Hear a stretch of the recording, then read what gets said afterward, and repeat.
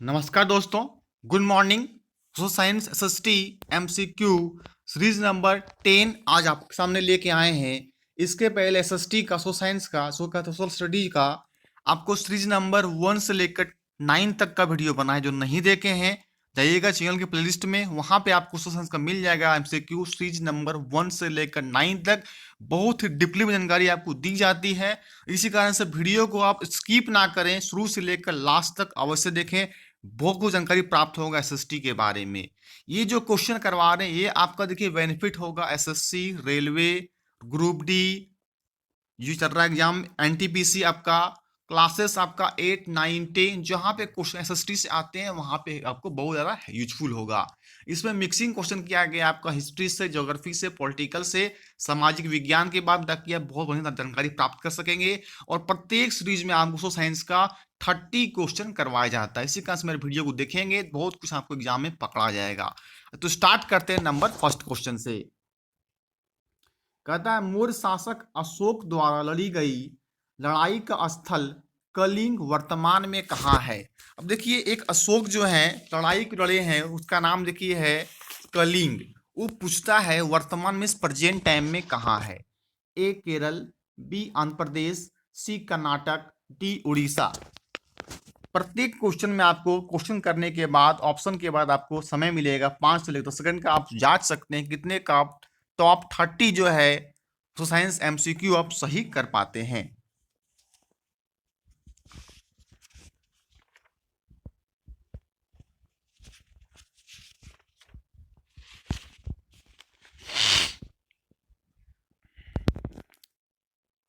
तो देखिएगा ये आपका कलिंग जो है वर्तमान में आपका उड़ीसा में, याद रखिएगा उड़ीसा का प्राचीन नाम जो है कलिंग था आपका, और अभी वहां पे हो गया है आपका उड़ीसा। याद रखिए पूछेगा। अब देखिए कलिंग युद्ध हुआ कब था। जो कलिंग जो युद्ध हुआ था, लड़ा गया था, ये 261 ईस्वी पूर्व में हुआ था कलिंग। याद रखिएगा 261 ईस्वी पूर्व में कलिंग युद्ध हुआ था। और अपने साम्राज्य के 8वें वर्ष तक अशोक ने मौर्य साम्राज्य की परंपरागत नीति का ही अनुसरण किया। अशोक ने देश के अंदर साम्राज्य विस्तार किया और दूसरे देशों के साथ मैत्रीपूर्ण यानी दोस्तीपूर्ण व्यवहार की नीति भी अपनाई। भारत के अंदर अशोक एक विजेता रहा। उसने खस नेपाल को विजित किया और तक्षशिला के विद्रोह को शांत किया था तथा अपने राज्याभिषेक के 8वें वर्ष कलिंग पर विजय प्राप्त की। कलिंग का देखिए आपका प्राचीन नाम क्या था बता दिए आपको। कलिंग जो है उड़ीसा का प्राचीन नाम था। चंद्रगुप्त मौर्य के समय कलिंग एक स्वतंत्र राज्य था। कौटिल्य के विवरण से स्पष्ट है कि यह दक्षिण के साथ व्यापार को महत्व देता था। इतना आपको याद रखना है। अब जब बात आती है उड़ीसा का, याद रखिएगा उड़ीसा का आपका कैपिटल होगा भुवनेश्वर। कैपिटल आपका क्या हो जाएगा तो हो जाएगा आपका भुवनेश्वर। और बना था आपका 1 अप्रैल 1936 ईस्वी को उड़ीसा बना था। किससे हुआ था तो बिहार से आपका अलग हुआ था। उड़ीसा बना था 1 अप्रैल 1936 को उड़ीसा बना था नया राज्य। और उड़ीसा के बात किया जाए राज्यपाल जो है आपका प्रेजेंट टाइम में गणेशी लाल हैं। और उड़ीसा का आपका मुख्यमंत्री जो है वो नवीन पटनायक है। जानकारी मिल जाती है क्वेश्चन नंबर फर्स्ट से। आइए आते हैं नेक्स्ट क्वेश्चन एसएसटी का आपका क्वेश्चन नंबर 2 की ओर। देखिए 2 बोलता है रोमन साम्राज्य में काली मिर्च की इतनी मांग थी, बहुत मांग था काली मिर्च का, कि इसे डैश आने किस नाम से बुलाते थे। ऑप्शन ए काला जादू, बी काला ताबीज, सी काला पत्थर और डी काला सोना।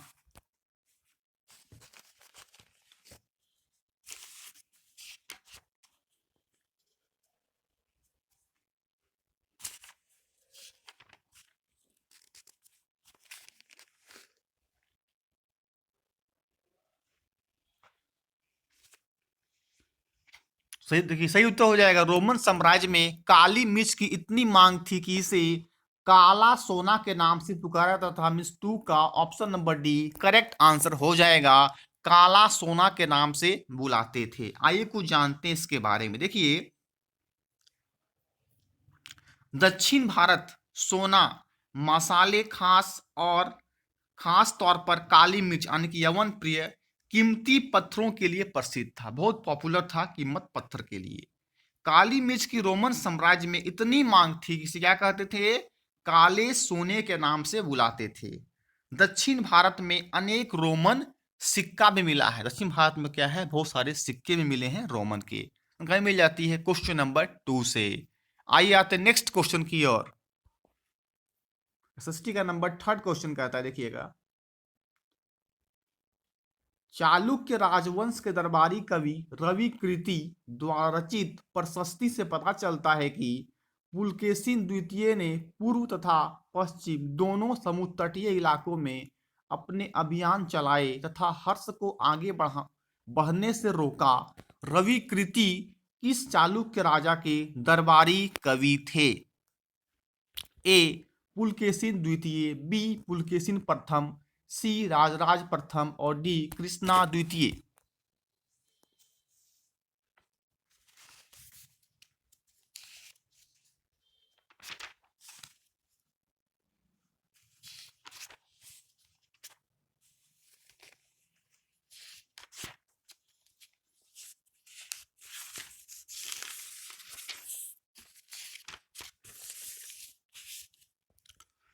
तो दरबारी कवि थे, उसका नाम था आपका ऑप्शन नंबर ए पुलकेशिन द्वितीय।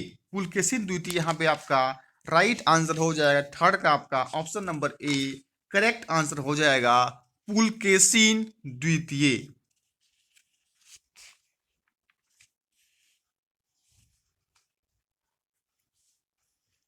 आइए आते हैं next question, question number 4 SST की ओर।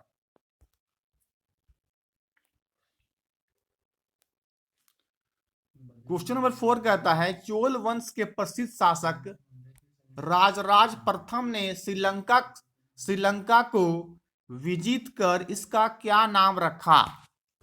चोल वंश के प्रसिद्ध शासक क्या थे, नाम था उनका राजराज प्रथम ने श्रीलंका को विजित किया, इसका क्या नाम रखा? ए सिंगली, बी मुमाड़ी श्रीलंका, सी चोल मंडल मत्री, डी मुमाड़ी चोला मंडलम।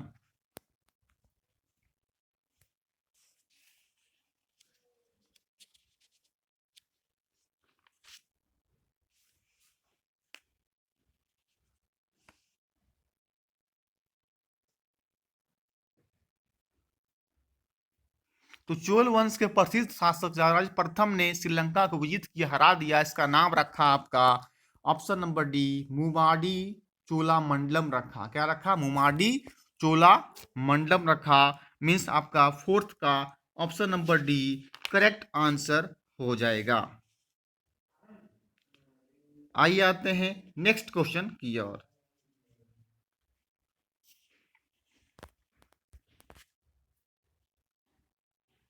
नेक्स्ट क्वेश्चन नंबर 5 कहता है आपका,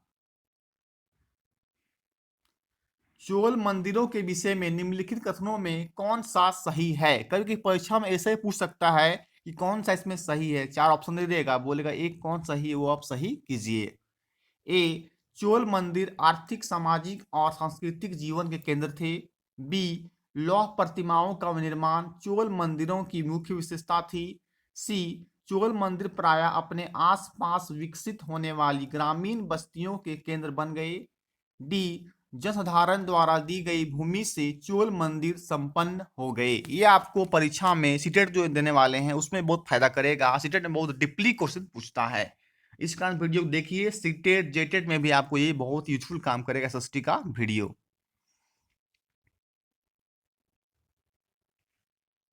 तो चोल मंदिर के विषय में सत्य कौन सा है? देखिए, चोल मंदिर आर्थिक सामाजिक और सांस्कृतिक जीवन के केंद्र थे। मीन्स 5th का option number A correct answer हो जाएगा कि चोल मंदिर आर्थिक सामाजिक और सांस्कृतिक जीवन के केंद्र थे। तो यहाँ पे 5th का option number A correct answer हो जाएगा।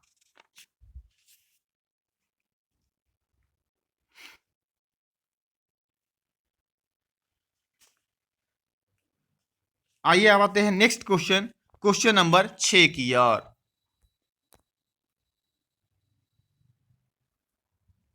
किसका कहता है, देखिए भी इंपॉर्टेंट क्वेश्चन है, कितना एग्जाम पूछा भी गया है। क्वेश्चन नंबर 6, दंती दुर्ग जिसने हिरण्यगर्भ नामक एक अनुष्ठान किया वह था?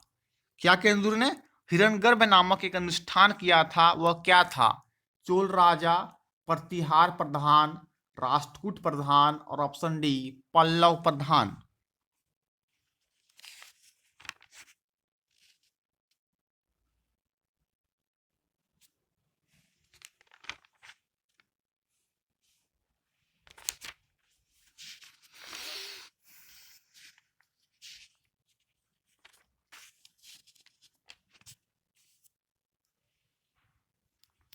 तो दंती दुर्ग जिसने हिरण्यगर्भ नामक एक अनुष्ठान किया वह राष्ट्रकूट प्रधान था, मतलब राष्ट्रकूट से बिलोंग करता था दंती दुर्ग।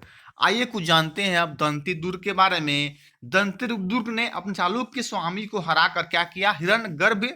इसका मतलब कि होता क्या है हिरण्यगर्भ, मतलब होता है अर्थ सोने का गर्भ, इसका मतलब होता है सोने का गर्भ को कहते हैं हिरण्यगर्भ नामक अनुष्ठान किया। इस अनुष्ठान द्वारा याजक क्षत्रिय न होते हुए भी क्षत्रियत्व प्राप्त कर लेता था। इस वंश का प्रसिद्ध शासक कृष्ण प्रथम एक महान निर्माता भी था।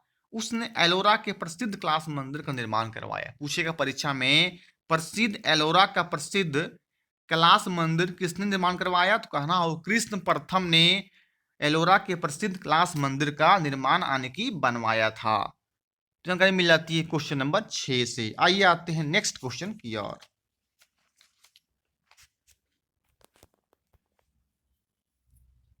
क्वेश्चन नंबर 7 कहता है आपका, अलाउद्दीन की प्रशंसा में संस्कृत भाषा में लिखे एक प्रशस्ति अभिलेख में कहा गया है कि दिल्ली के सुल्तान को खुदा द्वारा चुना गया है क्योंकि उसमें डैश तथा डैश जैसे गुण विद्यमान हैं। ध्यान लीजिएगा, अलाउद्दीन खिलजी अपने आप में बहुत महत्वपूर्ण रखता है आपका अलाउद्दीन खिलजी के बारे में। और ये खिलजी वंश से बिलोंग करता था अलाउद्दीन खिलजी। और खिलजी वंश का क्या था, आपका समय था 1290 से लेकर 1320 ईस्वी में। और खिलजी वंश का तो है वो स्थापना किए थे जलालुद्दीन खिलजी के द्वारा। खिलजी वंश का स्थापना किया गया था 1290 ईस्वी में। जानकारी मिल जाती है आपको। और देखिए कहता है क्योंकि उसमें डैश तथा डैश जैसे गुण विद्यमान थे। ए अशोक गौरी, बी सिकंदर मॉरिस, सी मॉरिस सोलोमन और डी सिकंदर सोलोमन।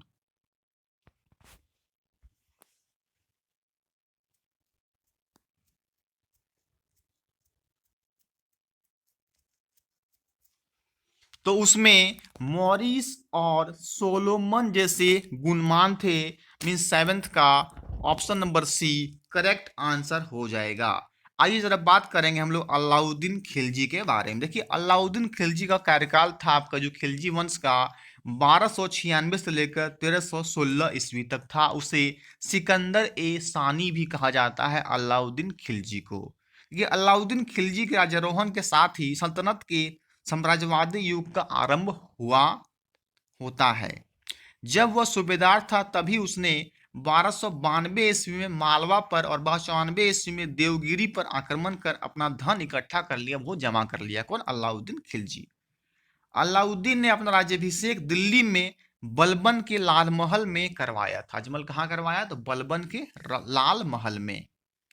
अलाउद्दीन की प्रशंसा संस्कृत भाषा में लिखे एक प्रशस्ति अभिलेख में कहा गया है कि दिल्ली के सुल्तान को खुदा द्वारा चुना गया है क्योंकि उसमें मोसिस तथा सोलोमन जैसे गुणमान थे। हमें मिल जाती है क्वेश्चन नंबर आपको 7 से। अब देखिए आखिर में ये बना कैसे शासक। देखिए जलालुद्दीन खिलजी जो है, खिलजी वह संस्थापक था।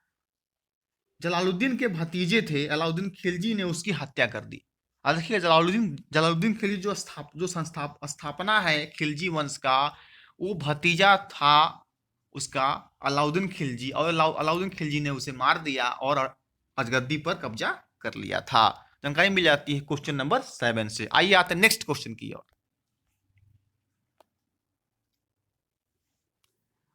इस क्वेश्चन कहता है हिंदू राजकुमार डैश ने 1336 ईस्वी में विजयनगर साम्राज्य की स्थापना की। वह डैश को अपनी राजधानी बनाया। मतलब कि 1336 ईस्वी में क्या चीज की स्थापना हुआ और कब हुआ और किसने किया। ए विजयदेव हम्पी, बी कृष्णदेव राय दक्षिण, सी हरिहर और बुक्का हम्पी और डी हरिहर और बुक्का तक्षशिला।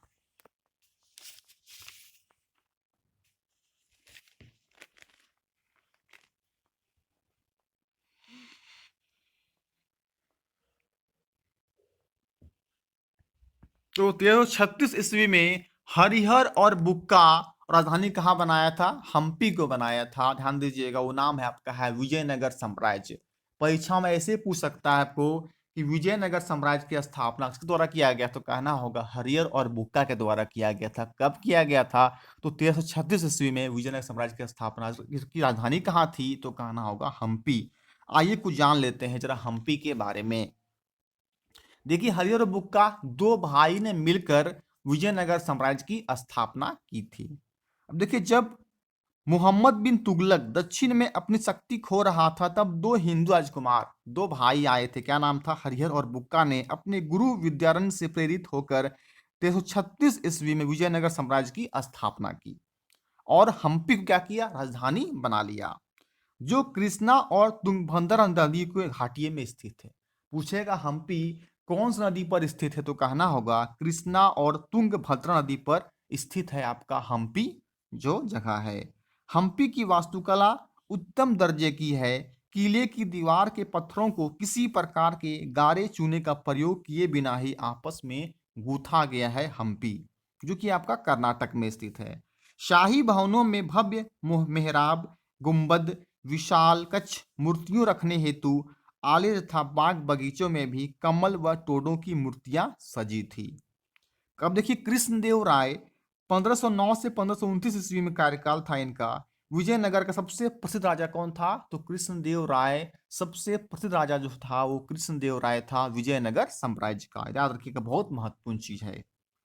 जिसने पश्चिम देशों के साथ व्यापार को प्रोत्साहन दिया, बढ़ावा दिया। मीन्स उसके पुर्तगालियों से अच्छे संबंध थे, रिलेशन बहुत बढ़िया था।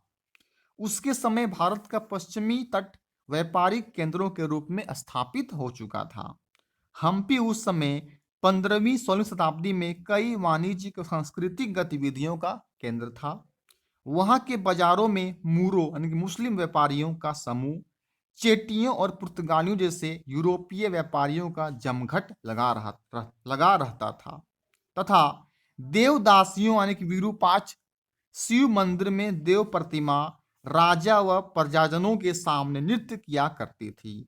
महानवमी पर्व का भी विशेष महत्व था। ये सब कुछ जो है कहानी वो हम्पी के किला के बारे में आपको बताया, याद रखिएगा। तो 1336 ईस्वी में हरिहर और बुक्का दो भाइयों ने विजयनगर साम्राज्य की स्थापना की है, राजधानी बनाया था अपना हम्पी, जो कि हम्पी आपका कर्नाटक राज्य में स्थित है। और कर्नाटक का आपका अभी प्रेजेंट टाइम में जो है कैपिटल वो बेंगलुरु स्थित है। और बेंगलुरु में क्या है? तो इसरो का मुख्यालय है, जो इसका स्थापना 1969 ईस्वी में हुई थी। जानकारी मिल जाती है क्वेश्चन नंबर 8 से। आइए आते हैं नेक्स्ट क्वेश्चन की ओर।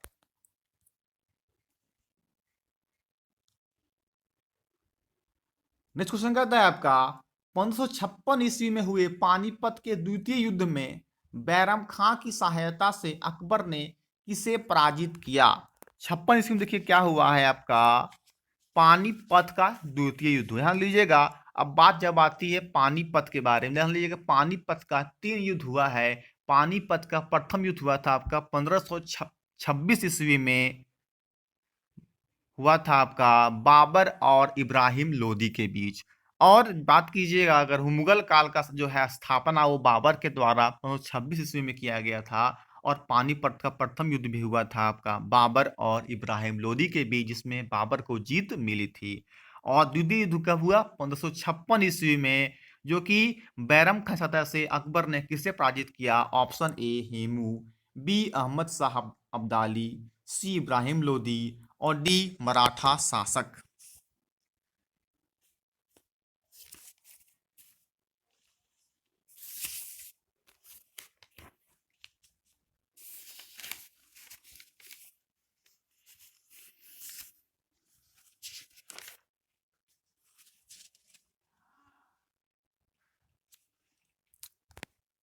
तो 1556 ईस्वी में पानीपत के द्वितीय युद्ध में बैरम खां की सहायता से अकबर ने हेमू को पराजित किया था। मींस नाइन्थ का option number A correct answer हो जाएगा। याद रखिएगा, 55 ईस्वी लड़ाई हुआ था। क्या चीज आपका? पानीपत का द्वितीय युद्ध। और एक पानीपत का आपका तृतीय युद्ध हुआ है, वो हुआ 1761 ईस्वी में हुआ है, अहमद शाह अब्दाली और मराठों के बीच में। पानीपत का तृतीय युद्ध 1761 ईस्वी में हुआ था। जानकारी मिल जाती है क्वेश्चन नंबर आपको 9 याद रखिएगा कि सबसे पहले आपका बाबर है, बाबर का पिता का नाम था उमर शेख मिर्जा, और बाबर का जो बेटा का नाम था हुमायूं था, और जो है हुमायूं का बेटा का नाम अकबर था, और बहुत ही प्रसिद्धि शासक था। जानकारी मिल जाती है आपको क्वेश्चन नंबर 9 से। आइए आते हैं नेक्स्ट क्वेश्चन की ओर, क्वेश्चन नंबर 10 एसएसटी का। कहता है गलत जोड़ा पहचाने, कौन गलत है उसके बारे में आपको बताना है। ए बख्शी सैनिक वेतनाधिकारी, बी सदर धार्मिक कार्यों का मंत्री, सी फौजदार सेनानायक, डी कोतवाल कचहरी का अधीक्षक।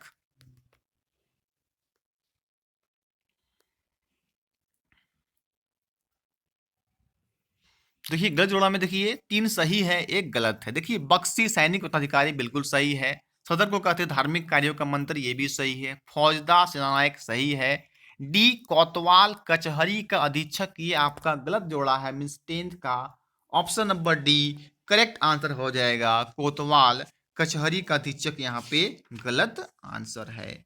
आइए आते हैं नेक्स्ट क्वेश्चन की ओर। नेक्स्ट क्वेश्चन नंबर 11 कहता है पृथ्वी के सबसे आंतरिक भाग मतलब अंदर वाला पार्ट जो है इंटरनल पार्ट, क्रोड या कोर की त्रिज्या होती है, त्रिज्या कितनी होती है आपको बताना है, इसका रेडियस कितना होता है सबसे आंतरिक भाग पृथ्वी का। लगभग 300 किलोमीटर, लगभग 3500 किलोमीटर, लगभग 2500 किलोमीटर, लगभग 4000 किलोमीटर।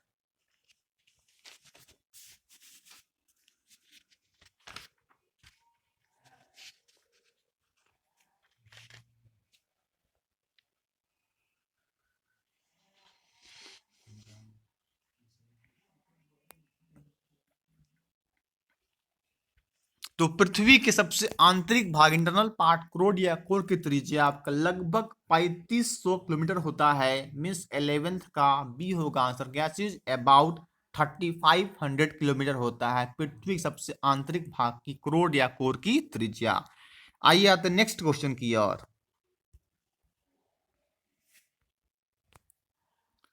क्वेश्चन नंबर 12 कहता है सामान्यतः कितनी तीव्रता वाले भूकंप नुकसानदायक हो सकते हैं। जानते हैं भूकंप आता है तो कितनी तीव्रता वाले होंगे जो लोगों को क्या है नुकसान पहुंच सकता है, उसके बारे में आपको बताना है। ऑप्शन ए 4.0 या 4.0 से अधिक, बी 2.0 या 2.0 से अधिक, सी 5.0 या 5.0 से अधिक, डी 6.0 या 6.0 से अधिक।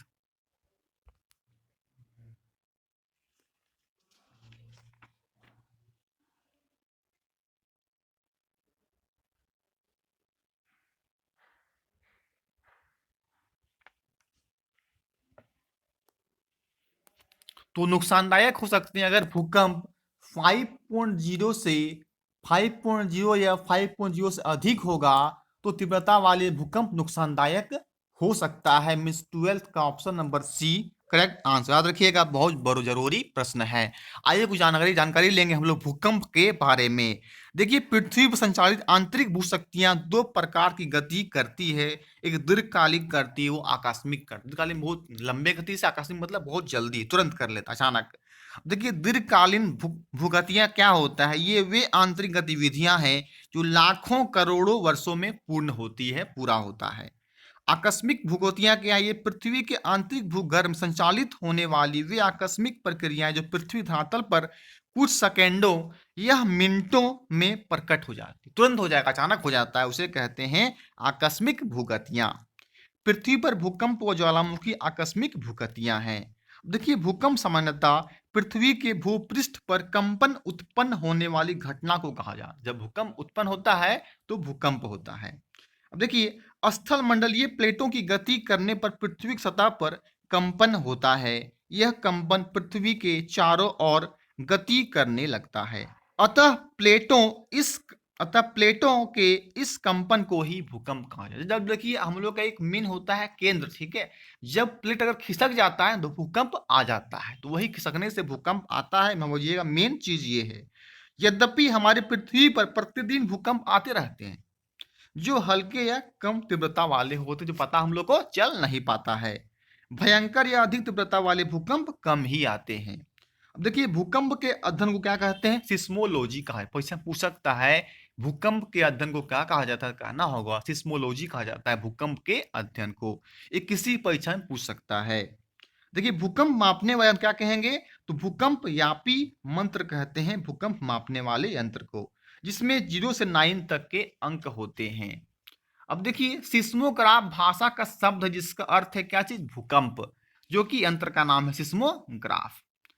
देखिए भूपृष्ठ में स्थित बिंदु जहां से भूकंप प्रारंभ होता है, स्टार्ट होता है, उसे भूकंप केंद्र कहते हैं।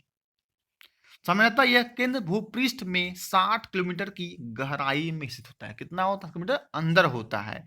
भूकंप केंद्र के ठीक ऊपर पृथ्वी के धरातल पर जो स्थान होता है उसे अधिकेंद्र कहते हैं। अब देखिए ये भूकंपीय तरंगे जो है, सामान्यतः भूकंपीय तरंगे 3 प्रकार की होती, कौन कौन, एक होता है पी, एक होता है एस, एक होता है एल। 3 तरह का होता है भूकंपीय तरंगे। भूकंप केंद्र से पैदा होकर सभी दिशाओं की ओर चलती है, लेकिन उनकी तीव्रता अधिकेंद्र पर सबसे अधिक होती है, और भूकंप के अधिकेंद्र में ही सबसे अधिक नुकसान होता है।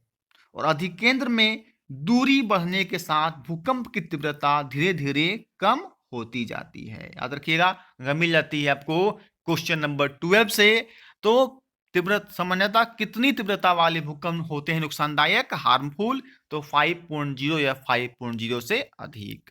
आइए आते नेक्स्ट क्वेश्चन की ओर।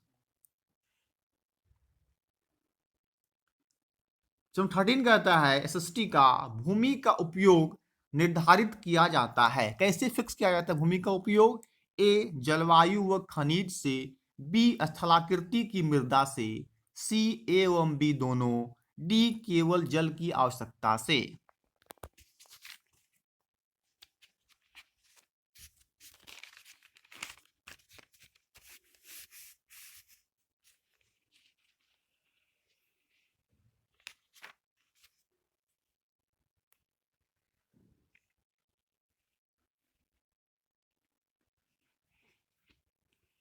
तो देखिए भूमि का उपयोग किया जाता है जलवायु व खनिज से, स्थलाकृति की मृदा से, मीन्स सी होगा, ए और बी दोनों हो जाएगा। भूमि का यूज किया जाता है आपका ए और बी दोनों से, जलवायु व खनिज, स्थलाकृति की मृदा से। आइए समझते हैं भूमि का उपयोग के बारे में। देखिए भूमि का उपयोग विभिन्न कार्यों के लिए किया जाता है, जैसे कृषि के लिए भी किया जाता है, एग्रीकल्चर के लिए, वानिकी के लिए, खनन खोदने के लिए, सड़कों का निर्माण करने के लिए और उद्योगों की स्थापना के लिए। अतः विविध क्षेत्रों में उपयोग ही भूमि उपयोग कहा जाता है। भूमि का उपयोग भौतिक कारकों द्वारा निर्धारित किया जाता है, जैसे स्थलाकृति, मृदा, जलवायु, खनिज और जल की उपलब्धता के कारण से भूमि का उपयोग होता है। भूमि का उपयोग मानवीय कारक जैसे जनसंख्या और प्रौद्योगिकी भी महत्वपूर्ण निर्धारक है। भूमि को 2 भागों में बांटा जा सकता है, निजी भूमि और सामुदायिक भूमि। जानकारी मिल जाती है क्वेश्चन नंबर आपको 13 से। इसी का मेरी बातों को ध्यान सुनना है। अगर वीडियो हमारा अच्छा लगे एक लाइक करके अधिक से अधिक जरूर शेयर कर दें एसएसटी का वीडियो को, ताकि आपकी तैयारी बहुत बढ़िया से हो। याद रखिएगा, आप जितना अधिक सुनेंगे उतना ज़्यादा आपको याद रहेगा। इस कारण से वीडियो को बढ़िया से देखते हैं तो आपको हर कुछ समझ में आ जाएगा बहुत ही आसान तरीके से। आइए आते हैं नेक्स्ट क्वेश्चन की ओर, एसएसटी का नंबर 14। जितने भी इंपॉर्टेंट क्वेश्चन है याद रखिएगा, टॉप 30 क्वेश्चन करवा रहे हैं आपको एसएसटी का। एमसीक्यू बहुत ज्यादा मेहनत करके आपको सामने क्वेश्चन लाते हैं, सेटल करते हैं। आप ध्यान से मेरी वीडियो को देखना है। 14 करता है प्रतिधारी दीवार का संबंध किससे है, ए भूस्खलन, बी बाढ़, सी ज्वार भाटा और डी उपयुक्त सभी।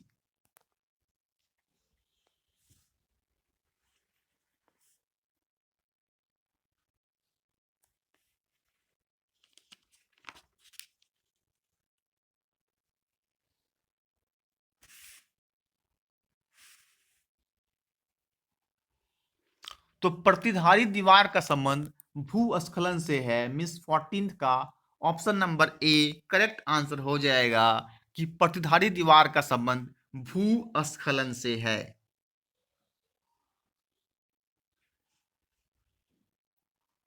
आइए बातें हैं नेक्स्ट क्वेश्चन की ओर।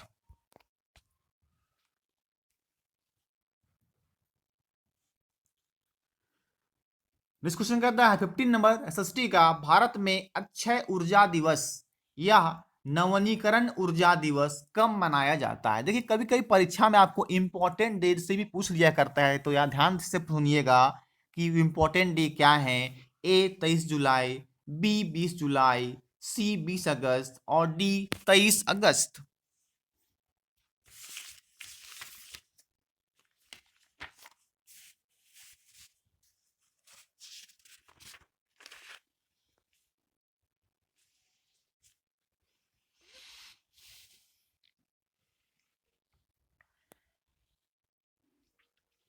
तो भारत में अक्षय ऊर्जा दिवस या नवीनीकरण ऊर्जा दिवस मनाया जाता है 20 अगस्त को।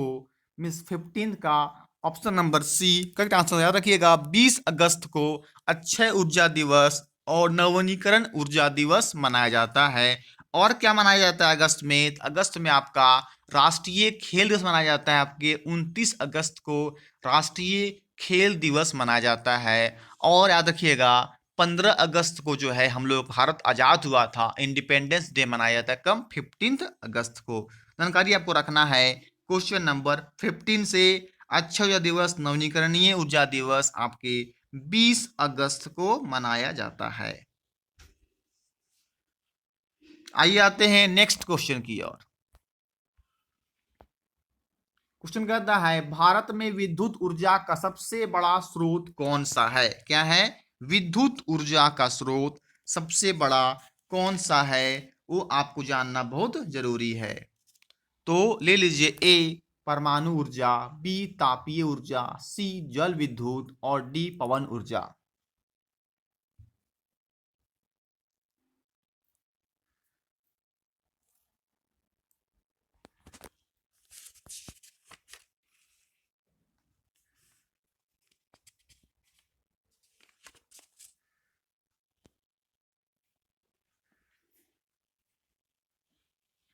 तो भारत में विद्युत ऊर्जा का सबसे बड़ा स्रोत जो है वो तापीय ऊर्जा है। मीन 16 का option number B correct answer हो जाएगा, तापीय ऊर्जा।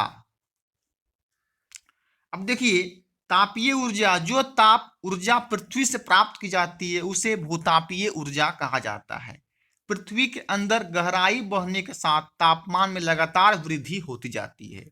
यह ताप ऊर्जा शक्ति उत्पादन करने में प्रयुक्त की जा सकती है। वर्षों से गर्म जल के स्रोतों के रूप में भूतापीय ऊर्जा खाना बनाने, ऊष्मा प्राप्त करने और दैनिक प्रयोग में लाई जा रही है। इसी का विद्युत ऊर्जा सबसे बड़ा स्रोत कौन सा है? तो तापीय ऊर्जा है।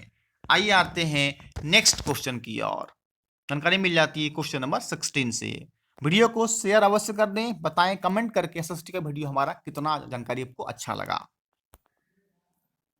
आइए आते हैं नेक्स्ट क्वेश्चन, क्वेश्चन नंबर 17 की ओर। 17 कहता है डैश को एक पोषक उद्योग के रूप में जाना जाता है, वो बताना है। डैश को क्या है?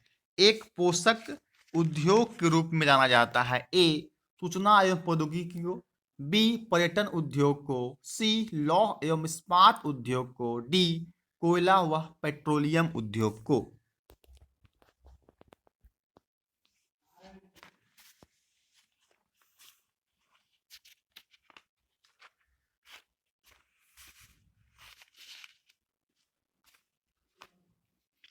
तो लौह एवं इस्पात उद्योग को एक पोषक उद्योग के रूप में जाना जाता है। मीन 17 का option number C correct answer हो जाएगा। आइए कुछ जानेंगे हम लोग लौह इस्पात उद्योग के बारे में। देखिए लौह इस्पात उद्योग एक पोषक उद्योग है जिसके उत्पाद अन्य उद्योगों के लिए कच्चे माल के रूप में प्रयुक्त होते हैं, किया जाता है। इस्पात को प्राय आधुनिक उद्योगों का मेरुदंड कहा जाता है। क्या कहा है इस्पात को? उद्योगों का मेरुदंड कहा जाता है। मतलब कह सकते हैं, स्टेप कहते हैं ना, बैकबोन हम लोगों मनुष्य का। भारत के प्रमुख इस्पात केंद्र हैं जमशेदपुर। स्वतंत्रता के पूर्व स्थापित भारत का इस्पात केंद्र है कौन? जमशेदपुर, से टाटा के नाम से जाना जाता है। इसकी स्थापना Tata iron and steel company को कहते हैं, टिस्को के नाम से की गई थी। यह झारखंड में सोनरेखा और खरकई नदियों के समीप स्थित है। बोले जमशेदपुर कौन नदी के किनारे स्थित है? तो कहना होगा जमशेदपुर आपका स्वर्णरेखा और खरती नदियों के किनारे स्थित है। 1907 में साकची के नाम से शुरू हुआ था। बोले सबसे पहले किस नाम से शुरू हुआ और कब शुरू हुआ? तो 1907 में साकची के नाम से स्टार्ट हुआ था, परंतु बाद में साकची का नाम बदलकर जमशेदपुर रखा गया। रखिएगा 1907 में इसका नाम साकची रखा था और बाद में कर दिया गया इसे जमशेदपुर। इसके अलावा बोकारो इस्पात नगरी भी एक प्रमुख इस्पात केंद्र, ध्यान दीजिएगा ये भी झारखंड में आपका बोकारो है, जहां पर भारत में इस्पात का उत्पादन अधिक होता है। याद रखिएगा इस्पात का उत्पादन कहाँ का हो गया आपका? जमशेदपुर, बोकारो। पिट्सबर्ग संयुक्त राज्य अमेरिका का सबसे बड़ा इस्पात नगर है। सबसे बड़ा इस्पात नगर कहाँ है? तो कहना होगा पिट्सबर्ग। और पिट्सबर्ग कहाँ है? तो ये अमेरिका में स्थित है। ओसाका जापान का सबसे बड़ा इस्पात केंद्र है। ओसाका आपका जापान में स्थित सबसे बड़ा जो है इस्पात केंद्र वो ओसाका यानी कि जापान में स्थित है। नहीं मिल जाती है क्वेश्चन नंबर 17 से। आइए आते हैं नेक्स्ट क्वेश्चन की ओर। नेक्स्ट क्वेश्चन कहता है निम्नलिखित में से सही सम्मिलित नहीं है। ए सलेम कर्नाटक, बी बोकारो झारखंड, सी भिलाई छत्तीसगढ़, डी दुर्गापुर पश्चिम बंगाल।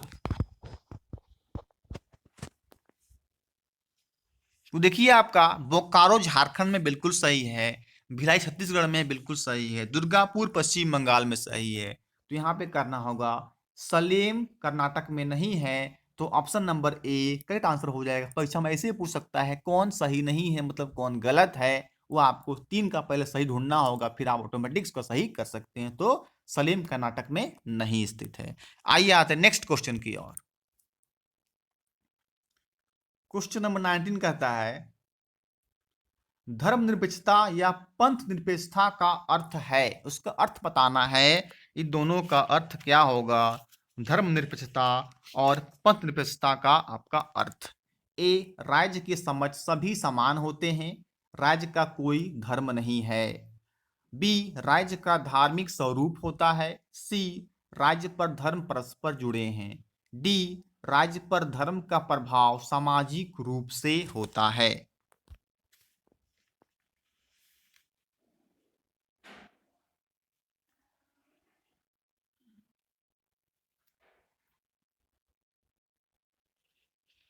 तो धर्मनिरपेक्षता या पंथ निरपेक्षता का अर्थ है राज्य के समझ सभी समान होते हैं और राज्य का कोई धर्म नहीं है कि एक फिक्स धर्म कर दिया राज्य का ये राज्य है, वैसा नहीं।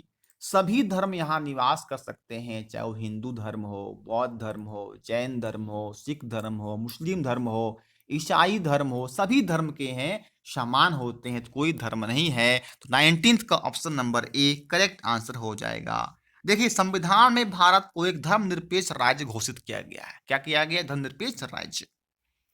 धर्मनिरपेक्ष राज्य वह होता है जिसमें राज्य अधिकृत रूप से किसी भी धर्म को राजकीय धर्म के रूप में बढ़ावा नहीं देता है। नहीं को कोई फिक्स धर्म ले लेगा, धर्म को बढ़ावा दिया जाए, ऐसा कुछ नहीं करना है। सभी को समान लेना है, इक्वल पार्ट कर देना है। धर्मनिरपेक्षता शासन प्रणाली का एक महत्वपूर्ण लक्षण होता है। प्राचीन काल में धर्म व राज्य दूसरे पर निर्भर थे, दूसरे के पूरक थे। धर्मनिरपेक्ष राज्य ऐसा राज्य होता है जिसमें राज्य किसी भी धर्म का राजकीय धर्म के रूप में स्वीकार नहीं करता। राज्य या सरकार सभी धर्मों को समान संरक्षण देता है। राज्य सभी धर्मों के विकास के लिए विशेष प्रयास करता है।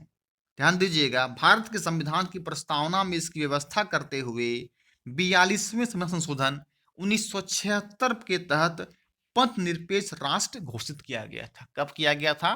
तो 42वें संशोधन 1976 के द्वारा। कब मिल जाती है? क्वेश्चन नंबर 19 याद रखिएगा, सभी समान होते हैं, कोई धर्म नहीं है।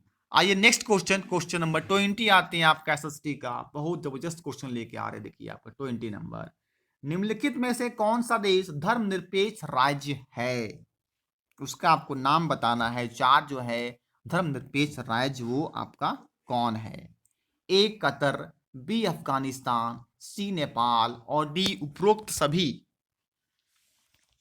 बताना है कौन सा राज्य धर्मनिरपेक्ष राज्य है।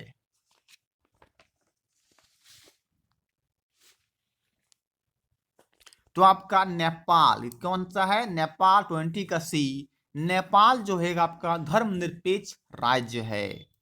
20 का option number C correct answer हो जाएगा। जब बात आती है नेपाल की, देखिए नेपाल का वो कैपिटल है काठमांडू, और नेपाल देखिए, और नेपाल में जान लीजिएगा सबसे ऊंचा चोटी, हाईएस्ट पीक जो है माउंट एवरेस्ट, वो नेपाल के काठमांडू में ही स्थित है। इसकी ऊंचाई 8,848 मीटर है।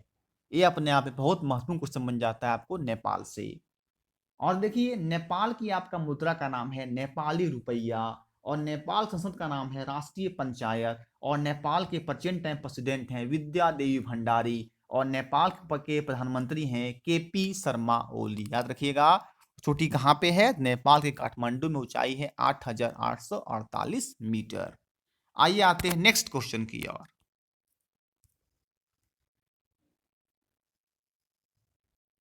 नेक्स्ट क्वेश्चन कहता है किस न्यायिक निर्णय के तहत सर्वोच्च न्यायालय ने आधारभूत संरचना का सिद्धांत प्रस्तुत किया, उसका नाम बताना है। ए मेनका गांधी मामला, बी मिनरवल मिल मामला, सी केशवानंद भारती मामला, डी इंदिरा साहनी मामला।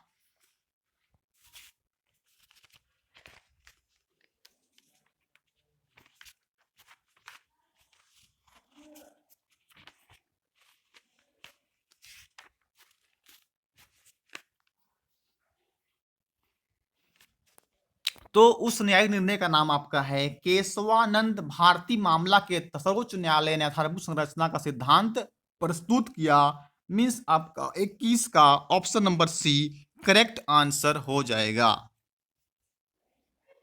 सर्वोच्च न्यायालय को आपका सुप्रीम कोर्ट भी कहा जाता है, आपको सर्वोच्च न्यायालय को, तो हो जाएगा आपका केशवानंद भारती मामला के तहत सर्वोच्च न्यायालय ने आधारभूत संरचना का सिद्धांत प्रस्तुत किया। याद रखिएगा केशवानंद भारती मामला बहुत इंपॉर्टेंट प्रश्न है, एग्जाम में पूछे जाते हैं और पूछे जाएंगे। आइए आते नेक्स्ट क्वेश्चन की ओर। क्वेश्चन कहता है भारत में डैश की शुरुआत से न्यायिक प्रक्रिया सरल से सुगम हुई है।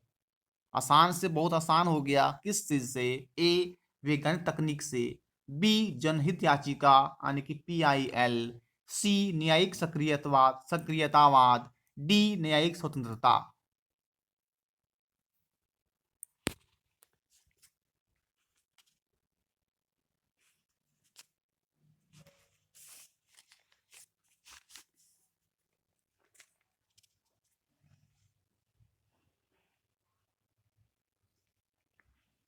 तो भारत में जनहित याचिका की शुरुआत से न्यायिक प्रक्रिया सरल से सुगम हो गई। 12th का option number B correct answer हो जाएगा। अब देखिए बात जब आती जनहित याचिका PIL, आइए जानते हैं उसके बारे में। देखिए न्यायपालिका ने न्याय व्यवस्था को आम जनता तक पहुंचाने के लिए 1980 के दशक में जनहित याचिका किया, उसको बोलते हैं PIL। PIL का फुल फॉर्म होता है आपका पब्लिक इंटरनेट लिटिगेशन। क्या होता है फुल फॉर्म PIL का? सुनिएगा, पब्लिक इंटरनेट लिटिगेशन की शुरुआत उसे कहते हैं PIL, पब्लिक इंटरनेट लिटिगेशन। अब देखिए PIL भारत में अधिक से अधिक संख्या में आम लोगों को जोड़ने का कार्य करता है। इसके लिए आम जनों को न्याय प्रणाली से जुड़ने के लिए सरल व्यवस्था व त्वरित कार्यवाही विधि को अपनाया गया है।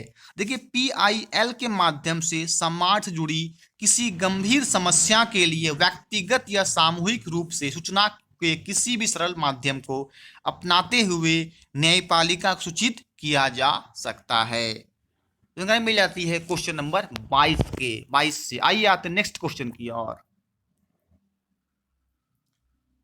क्वेश्चन नंबर 23 का था। देखिए कभी कभी ये भी क्वेश्चन बहुत रिपीट किया गया है, बहुत ये मोस्ट इंपॉर्टेंट परीक्षा में पूछे गए प्रश्न है। क्वेश्चन नंबर 23, भारत में सर्वोच्च न्यायालय सुप्रीम कोर्ट के न्यायाधीशों का कार्यकाल कितने वर्षों का होता है, वो आपको बताना है।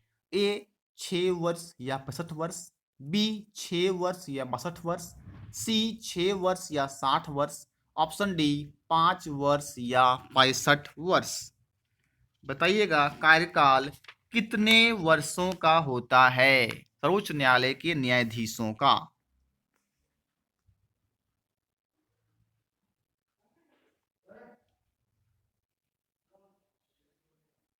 तो सर्वोच्च न्यायालय के न्यायाधीशों का कार्यकाल टाइम पीरियड आपका 6 वर्ष या 65 वर्ष होता है। अब देखिए इसका मतलब ये है कि उसका टाइम पीरियड 6 वर्ष हो गया। नहीं तो अगर वो 60 वर्ष में बना है तो 65 वर्ष उसका पूरे हो जाएंगे तो उसको वहां पे रिटायर होना होगा, छोड़ देना होगा। इसी कारण कहा गया है 6 वर्ष या 65 वर्ष। फिर समझिएगा, कार्यकाल 6 वर्षों का है। सपोज अगर उसका उम्र अगर 56 साल है, जोड़ लीजिए 6 वर्ष तक रहेगा, वो उसको हटा दिया जाएगा। अगर वो 61 ईयर्स में बना है एज में, तो उसका कंप्लीट होगा अपना 65 वर्ष, तो उसे वो हटना पड़ेगा। तो इसका आंसर हो जाएगा 6 वर्ष या 65 वर्ष। तो समझ में आया होगा? एक कमेंट अवश्य करें और लाइक करके जरूर शेयर करें। आइए आते हैं नेक्स्ट क्वेश्चन की ओर। 24 कहता है भारत के मुख्य न्यायाधीश को शपथ दिलाई जाती है। किसके द्वारा भारत के मुख्य न्यायाधीश को शपथ दिलाई जाती है वो आपको बताना है। ए उपराष्ट्रपति द्वारा, बी राष्ट्रपति द्वारा, सी प्रधानमंत्री द्वारा और डी राज्यपाल द्वारा। तो भारत के मुख्य न्यायाधीश को शपथ दिलाई जाती है राष्ट्रपति द्वारा, उसको बोलते हैं इसमें प्रेसिडेंट द्वारा दिलाई जाती है। भारत के मुख्य न्यायाधीश को शपथ राष्ट्रपति के द्वारा। और प्रेजेंट टाइम में भारत राष्ट्रपति आपका रामनाथ कोविंद जो हैं राष्ट्रपति हैं। उपराष्ट्रपति आपका वेंकैया नायडू हैं। और रेलवे मिनिस्टर, रेल मंत्री पीयूष गोयल हैं। अगर मिल जाती है क्वेश्चन नंबर 24 से। आइए आते नेक्स्ट क्वेश्चन की ओर।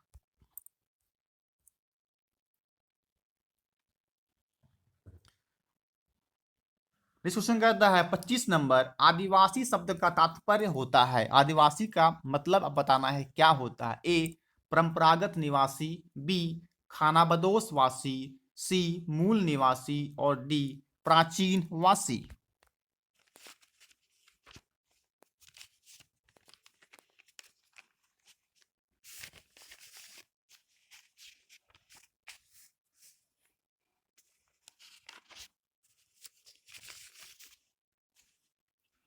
तो आदिवासी शब्द का तात्पर्य होता है आपका मूल निवासी में 25 का option number C correct answer हो जाएगा। आदिवासी शब्द का तात्पर्य मीनिंग होता है मूल निवासी, जो यहाँ का रहने वाले हैं उसे कहते हैं। आदिवासी शब्द का मेन अर्थ होता है। आइए आते हैं नेक्स्ट क्वेश्चन की ओर। अब देखिए आदिवासी में क्या आ जाएगा आपका, अनुसूचित जाति अनुसूचित जनजाति अत्याचार निवारण निवारण अधिनियम 1989 के तहत किया गया है। दलितों व आदिवासियों के साथ होने वाले दुर्व्यवहार और अपमान पर रोक लगाने के लिए इस कानून को लागू किया गया है। आइए आते नेक्स्ट क्वेश्चन की ओर।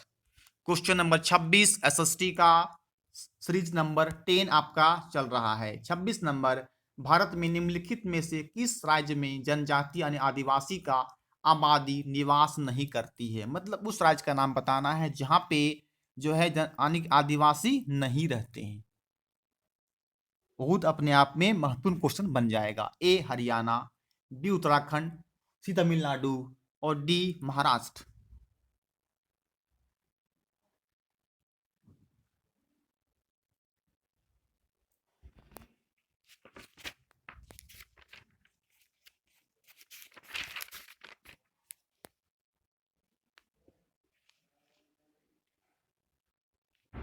तो आपका हो जाए देखिए हरियाणा। हरियाणा एक ऐसा आपका राज्य है जहां पे आदिवासी निवास नहीं करते हैं। तो हरियाणा का देखिए हो जाएगा कैपिटल आपका चंडीगढ़। और हरियाणा को मनाता है स्थापना 1 नवंबर को। उस निर्माण हुआ था आपका 1 नवंबर 1966 ईस्वी को हरियाणा बना था। और हरियाणा के आपके राज्यपाल हैं सत्यदेव नारायण आर्य, जो है हरियाणा राज्यपाल हैं। हरियाणा के आपका मुख्यमंत्री सीएम मनोहर लाल खट्टर हैं। और पानीपत भी जो है आपका वो हरियाणा में स्थित है। अगर मिल जाती है क्वेश्चन नंबर आपको 26 से। आइए आते नेक्स्ट क्वेश्चन की ओर।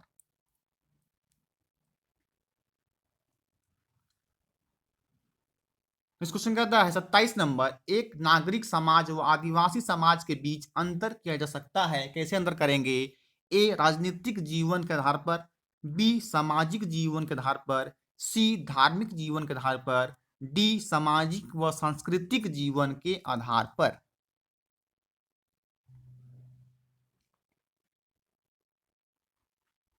तो एक नागरिक समाज व आदिवासी समाज के बीच अंतर सामाजिक व सांस्कृतिक जीवन के आधार पर किया जाएगा। 27 का option number D correct answer हो जाएगा।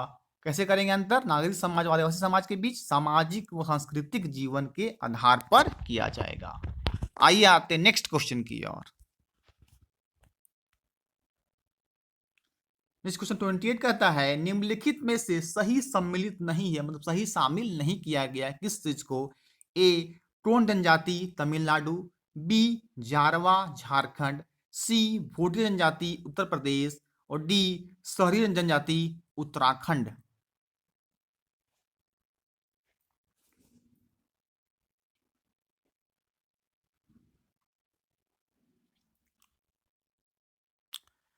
तो सही सम्मिलित आपका है ऑप्शन नंबर ए टोन जनजाति तमिलनाडु, ये आपका सही है। उसके बाद तीनों गलत है आपका। तो वही करके परीक्षा में पूछ लेता है कौन सा सही है और कौन सा गलत जोड़ा है। तो आपको बिल्कुल याद करना है बहुत ही टिप्पी तरीके से, ताकि आपको परीक्षा में किसी टाइप का कोई प्रश्न आते हैं तो वहाँ बढ़िया से आप जवाब दे सकें। टोन जनजाति जो है तमिलनाडु में है, ये बिल्कुल आप सही है। उसके बाद जो है आपका वो सब चीज गलत है। आइए आते हैं नेक्स्ट क्वेश्चन की ओर। क्वेश्चन नंबर देखिए 29 कहता है सामाजिक अध्ययन में पाठ्यचर्या का क्या अर्थ है? और सामाजिक जो अध्ययन पढ़ते हैं सो हम लोग स्टडी करते हैं, वो पाठ्यचर्या करिकुलम का अर्थ मीनिंग बताना है। ए पाठ्यक्रम, बी पाठ्य सामग्री, सी पाठ्य वस्तु, डी अधिगम अनुभव।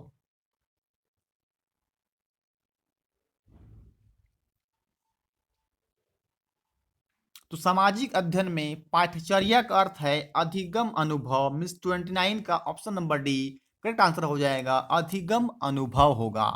आइए आते नेक्स्ट और आज का एसएसटी का सीरीज नंबर 10 का लास्ट क्वेश्चन, क्वेश्चन नंबर 30 पे आते हैं। याद रखिएगा एसएसटी सीरीज नंबर 10 का लास्ट क्वेश्चन नंबर 30 का देखिए आपका क्या है। पाठ्यक्रम किस प्रकार का होना चाहिए? शिक्षार्थी केंद्रित, बी पाठ्य वस्तु केंद्रित, सी अभिभावक केंद्रित और डी शिक्षक केंद्रित।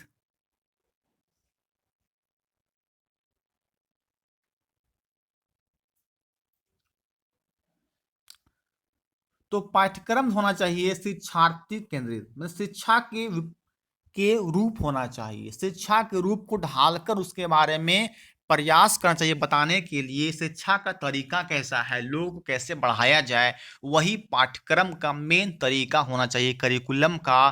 कि कोई भी विद्यार्थी को शिक्षा के प्रति कभी भी रुझान, कभी भी एहसास ना हो, वो हमेशा आगे बढ़ने का प्रयास करता रहे। वो चाहिए पाठ्यक्रम का मेन तरीका, यानी कि शिक्षार्थी केंद्रित, उसको सेंट्रल रूप में बढ़िया से बढ़ाया जाए। तो आपका यहाँ पे क्या हो जाएगा? 30 का option number A correct answer हो जाएगा। इतना जानकारी आपको रखना है इस क्वेश्चन से। क्वेश्चन नंबर आपका रखिएगा पाठ्यक्रम का अर्थ होता क्या है। देखिए पाठ्यक्रम शब्द अंग्रेजी के करिकुलम शब्द का पर्यायवाची है। अंग्रेजी में यह शब्द लैटिन भाषा से आया है और इसका अर्थ होता है रेस कोर्स, अर्थात दौड़ने का मैदान। शिक्षा के क्षेत्र में इसका तात्पर्य विद्यार्थियों के दौड़ के मैदान में है। शिक्षा की तुलना एक दौड़ से की जाती है जिसमें पाठ्यक्रम वह दौड़ का मैदान है जिसको पार करके एक दौड़ने वाले अपने गंतव्य स्थान पर पहुंच जाता है। अगर अलग शब्दों में कहा जाए तो पाठ्यक्रम वह मार्ग है, वह रास्ता है जिसका अनुसरण करके विद्यार्थी शिक्षा के लक्ष्य को प्राप्त कर सकते हैं, प्राप्त करते हैं। पाठ्यक्रम विकसित करने हेतु 4 सोपानों को, 4 चीजों को, 4 नियमों को बताया गया, अनुसरण किया गया है, योजना है। क्या क्या है? देखिए पहला है सामाजिक विज्ञान शिक्षण के उद्देश्यों का निर्धारण करना। 2 उद्देश्यों की पूर्ति हेतु वांछित अधिगम अनुभवों का चयन करना, सेलेक्ट करना। 3 चयनित अधिगम अनुभवों का संगठन करना और 4 और लास्ट है उद्देश्यों की प्राप्ति के परिप्रेक्ष्य में मूल्यांकन सुझाव करना। ये सब कुछ जरूरी चीज बनते हैं आपके क्वेश्चन नंबर 30 पाठ्यक्रम से। याद रखिएगा पाठ्यक्रम का क्या होता है? अंग्रेजी करिकुलम होता है। तो वीडियो अच्छा लगा है लाइक करके अधिक से अधिक शेयर करें और भी वीडियो चाहिए किसी टाइप का, कमेंट सेक्शन में आप कमेंट अवश्य करें, नेक्स्ट टाइम उसका वीडियो आपके सामने प्रस्तुत किया जाएगा। तो ओके फ्रेंड्स, वीडियो को लास्ट तक वॉच करने के लिए आपको थैंक यू।